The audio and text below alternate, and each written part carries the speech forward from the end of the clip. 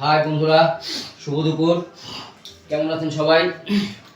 দেখেন প্রিয় বন্ধুরা, আমি আপনাদের আসলে একটা মেসেজ দিতে চাচ্ছি। সেটা হচ্ছে এই পৃথিবীতে তোমার ব্যর্থতার গল্প কেউই মনোযোগ দিয়ে নিয়ে শুনতে আগ্রহী হবে না।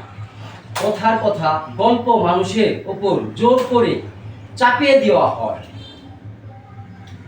গল্প তৈরি করা যায় না, কথার জাহির না করে সফলতার গল্প তৈরিতে নিজেকে মনোযোগী করে তোলো।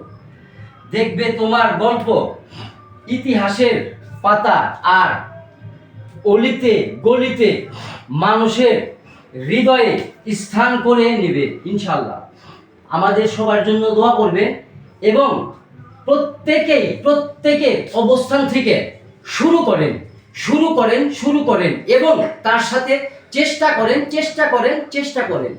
আবার চেষ্টা করেন, বারবার চেষ্টা করেন, লেগে থাকেন, নিজের প্রতি বিশ্বাস রাখেন। দেখবেন আর সঠিক একটা সিদ্ধান্ত আপনার জীবনকে সত্যিই পরিবর্তন করে দিতে পারে ইনশাল্লাহ। ভালো থাকবেন, ভালো রাখবেন। আল্লাহ হাফেজ।